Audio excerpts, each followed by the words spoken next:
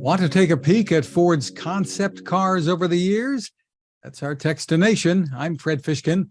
Joining us from Ford is Archive and Heritage Brand Manager Ted Ryan. Good to see you again, Ted. Good to see you as well. And this is an exciting one. I've been waiting to announce this for about a year now. This is a culmination of a year's worth of work. Well, it looks like fun. And it's at the Ford Heritage Vault, concept cars. Give us the overview. The Ford Heritage Vault, which we've talked about before, and it's the source for Ford images and brochures with more than 12,000 images and brochures in there. Every make and model that Ford has produced just about around the world. And I'm excited to announce that we are adding about 1,600, actually 1,702 brochures and photos of our concept vehicles, all the way from the quadricycle in 1896 that Henry Ford built before we even had the Ford Motor Company, to the classic concepts of the 50s, the Futura, which later was turned into the Batmobile by George Barris, the customizer, the Gyron, a three-wheeled concept vehicle, the Nucleon, who wouldn't want to drive a nuclear-powered vehicle? So these beautiful concept vehicles were Ford's creative designers' ways of expressing where they thought the automotive future was going to be. So we've added 1,700 images and brochures of our concepts over the decades, and I think people are going to be excited to see them.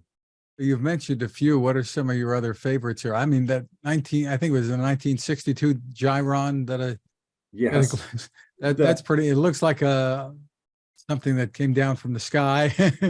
You know who designed that too? Was the one of the designers was the guy that later went on to be the set designer for the movie Blade Runner.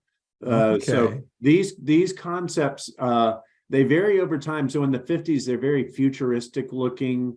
In the 60s they become a little bit different. They become more offshoots of the vehicles. Like there's a Kilimanjaro Bronco that essentially they took a Bronco and imagined what the ultimate Bronco would be for the plains of Africa.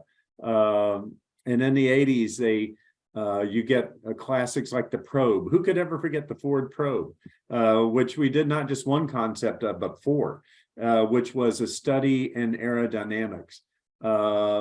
We did them in the 90s where it would feature more performance side of the Ford business. And one of the interesting ones is the U260, the Bronco concept that was done about 2001, that actually has a lot of resemblance to what the Bronco is today. So the designers who worked on that imagined a futuristic Bronco in 2001, and we borrowed from that concept when we built out our current Bronco. And that's the beauty of a concept vehicle, is it lets the designers express their imagination. The one we did last year was the L100. It's in there too. It was the Lincoln 100, and it was what the future of luxury can look like. So 1,700 beautiful pictures of concept vehicles over the years.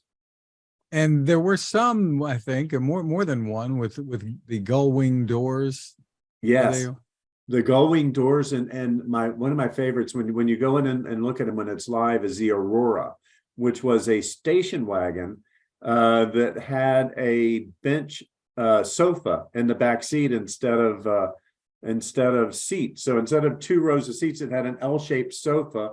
It had a refrigerator, it had a television, and it had an early version of a GPS. And this is all 1960. I think it was 65 that the Aurora was done. And you see some of that same kind of thinking today with the EV vehicles, where you have all this new additional space. So what can you do to make the customer ride easier and more comfortable? Well, one of our designers actually sent me a note asking for details on the Aurora. So no telling how it'll show up, but these concepts, they are the imagination of the future. Is there any data about how many of the ideas have actually made it into production? We don't have specific data like that, but for Lincoln 100 celebration last year, we celebrated the 100th anniversary. There was a car that was called the Lincoln 100. It was one of the concepts done in 1953 celebrating the 50th anniversary of Ford Motor Company. And the Lincoln team did a concept vehicle that had 100 different innovations in it.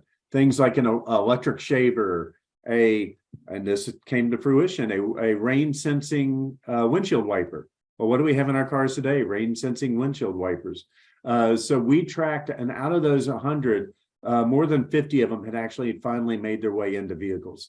Now, built-in electric razors never did, but telephones did. That car had a telephone in it, and the GPS did. It had a map system. So more than half of those 100 futuristic ideas from the L100 made it into future vehicles. And the great thing is that you encourage, Ford encourages, I guess, this kind of thinking. We do. It's a challenge to the designers, and it's a challenge to the auto community. And Ford's not the only one. Believe me, GM and Chrysler and Jeep have all done beautiful concept vehicles. In fact, concept vehicles used to be the stars of the auto shows. When you would go to an auto show, you would expect to see the big three with their flights of fancy and their beautiful concept vehicles. It's not so much anymore, where the auto shows are more of a showcase for upcoming vehicles, but it's a point of pride for the designers to have a say in the concept vehicles. So last year, Lincoln introduced the Star concept in Hollywood with Matthew McConaughey, unveiling it, and it was a concept of what a luxury battery electric SUV could look like. And later in the year at Pebble Beach, we unveiled the L100. So there's still a lot of power in revealing a concept on the concept lawn. And as a designer, you've made it if your concept is the one chosen. And of course, it's all lots of fun as well. Tell us about the popularity of the Ford Heritage Vault. Really been amazing. The Ford Heritage Vault, I've got to say, Fred, when I launched it, it was an idea that was 3 years in the making, and permissions and working with legal, and we knew it was going to be. I knew that people would like it, but the numbers are staggering. We had more than 2.25 million searches take place in the vault in the month of June. Since we launched it, there's been more than 13 million searches take place. 275,000 plus people from 175 countries have conducted 13 million searches and downloaded more than 3 million pieces of content. And that's not something that I ever would have expected. I would have thought that Mustang fans would have gone in once, downloaded their Mustang picture, and it is free for your viewers, listeners. It's free. You can download high resolution versions. We ask you to not put them on coffee cups or t-shirts, but you can print them and put them in your garage or use them in a student paper. But I didn't expect the return traffic for people coming back month after month to do more searches. Within the web world, our average time on site is almost 4 minutes, and our bounce rate is about 27%. And those numbers are insane. So essentially, if somebody finds their way to the vault, they're typically spending about 4 minutes on the site downloading the content. But we know, because we've seen it in the stats, that people have spent hours on it. When somebody gets in there and finds something they like, and we let them. I mean, that's the joy, is that as an archivist, this is like asking me to see pictures of my kids. Of course you can come in, of course you can download. And that's why I'm so excited that with these concepts, we're going to open up a completely new category, so that friends and family, or friends and enthusiasts of Ford Motor Company, can now go find their favorite concept, and they can download a high resolution picture, or the best thing, Fred, are the brochures. Like that Aurora, there's a brochure that spells out all the details and is written in that beautiful Jetson futuristic language of what the future could be for automobiles. So there's more than 100 plus brochures in there that will describe these concept vehicles as well.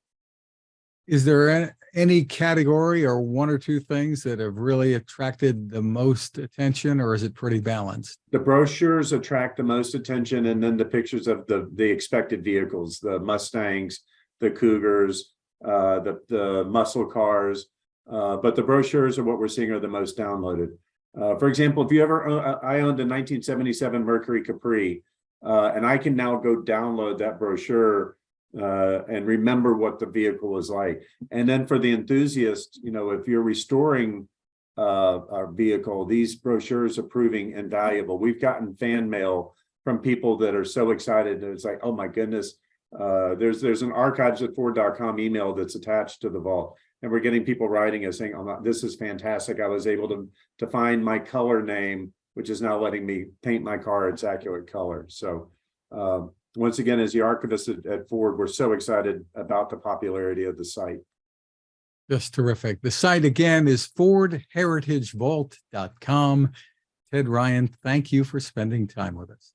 Thank you, Fred. And hope your listeners and viewers will enjoy all this new content. I get giddy when I go back through these concept pictures. They're just beautiful. And it will evoke a different time. Regardless of what decade you look in, it's going to be evocative of a different time and feel.